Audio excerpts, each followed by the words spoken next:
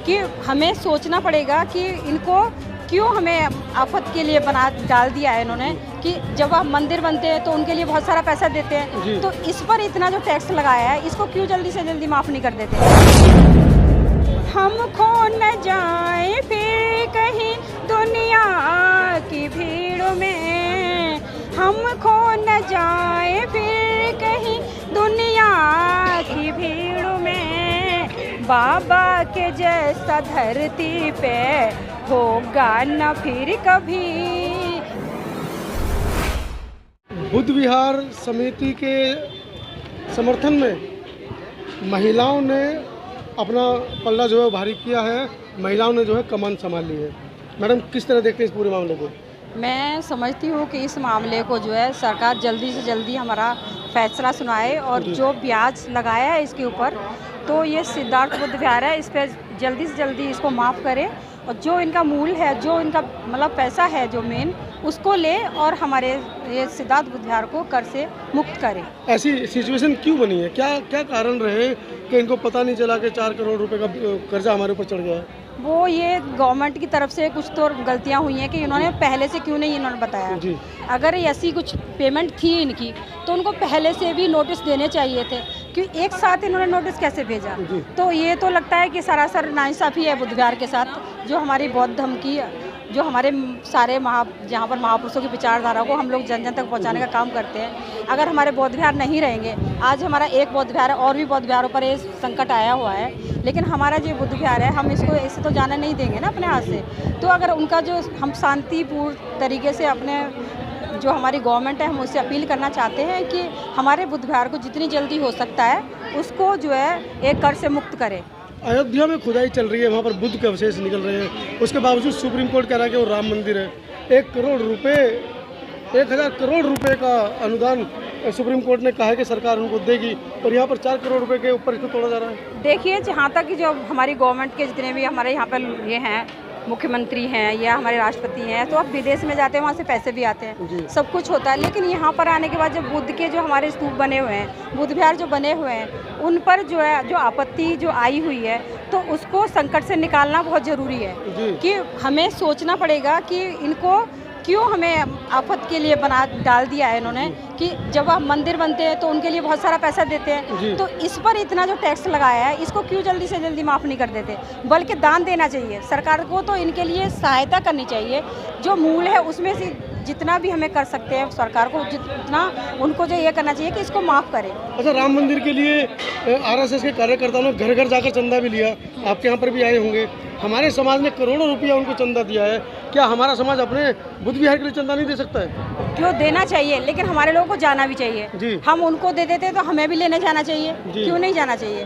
क्योंकि उनका वो है, जब वो अपने प्रचार प्रसार करते हैं उससे मंदिरों से, तो हमें भी ये प्रावधान है कि हम जो अपने ये बुद्ध विहारों का प्रचार प्रसार करने के लिए, जो हमारे बुद्ध विहारों को बचाने के लिए हमें जगह जाकर हर जगह जाकर चंदा लेना चाहिए और पैसे इकट्ठे करने चाहिए, उसमें हमें संकोच नहीं करना चाहिए। इसमें कोई बुद्ध विहार में कोई गलत काम तो होता नहीं है। इसमें जितना भी है हमारे महापुरुषों की विचारधारा को हम एकत्रित होकर अपने महापुरुषों की विचारधारा को डाल देते हैं सब समाज को, तो ये कोई गलत नहीं है कि हम कोई गलत करें, इसमें कुछ गलत तो होता नहीं है ना, तो हमें डरने की ज़रूरत नहीं है। हमारे महापुरुष रहे, उन्होंने कितना अच्छा काम किया, कोई गलत तो नहीं किया ना।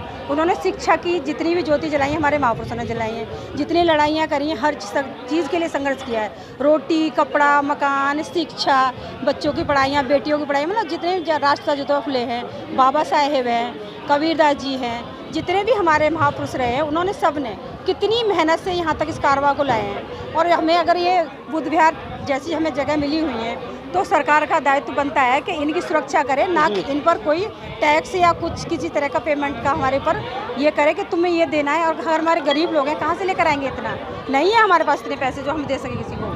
तो क्या लगता है कि महिलाओं ने कमाल संभाली है, कुछ बेनिफिट मिल पा रहा है? क्यों नहीं मिलेगा, जरूर मिलेगा, और हम इस तरह इतनी आसानी से नहीं छोड़ेंगे। हम अपने बुद्ध विहारों को जहाँ पर भी संकट आएगा हम उन पर पहले जाएंगे, और हम उनको ऐसे नहीं जाने देंगे अपने हाथ से। हम क्यों जाने देंगे? हमारी बौद्ध सभ्यता है, इसमें हमारे विचारों को हम अपने को देते हैं, यहाँ पर जाके हमारी बैठने की जगह है, हम इतनी आसानी से नहीं देंगे।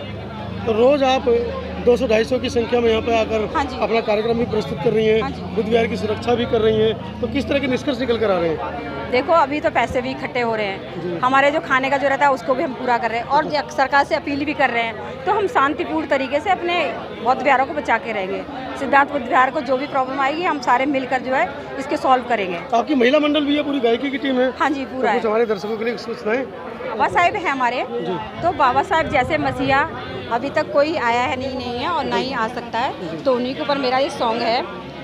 आते हैं भीम जैसे मसीहा कभी कभी, आते हैं भीम जैसे मसीहा कभी कभी, आते हैं भीम जैसे मसीहा कभी कभी, ऐसे परोपकारी को भूले न हम कभी, ऐसे परोपकारी को भूले न हम कभी।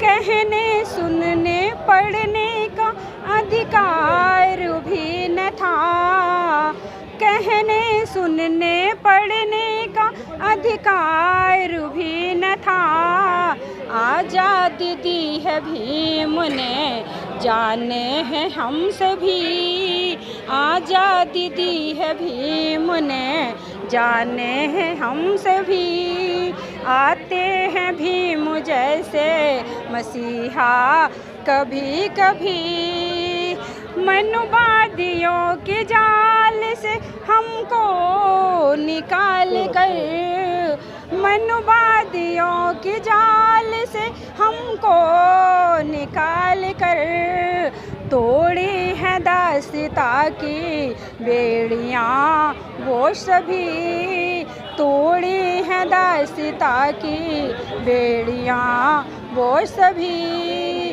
आते हैं भीम जैसे मसीहा कभी कभी, हम खो न जाए फिर कहीं दुनिया की भीड़ में, हम खो न जाए फिर कहीं दुनिया की भीड़ में, बाबा के जैसा धरती पे होगा न फिर कभी, बाबा के जैसा धरती पे होगा न फिर कभी, आते हैं भीम जैसे मसीहा कभी कभी, मंदिर और पनघटों पे हम जा नहीं सकते, मंदिर और पनघटों पे हम जा नहीं सकते, अधिकार हम सभी को तुमने दिए सभी,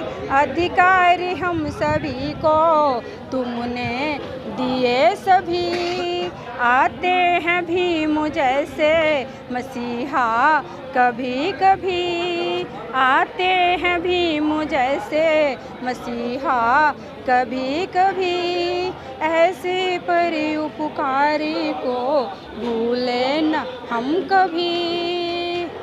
तो आते हैं भीम बाबा और दिए हैं अधिकार सभी, बहुत एक मार्मिक गीत दिया सुषमा जी ने, और सुषमा जी ने कठोर शब्दों में ये भी कहा कि बुद्ध विहार ही रहेगा।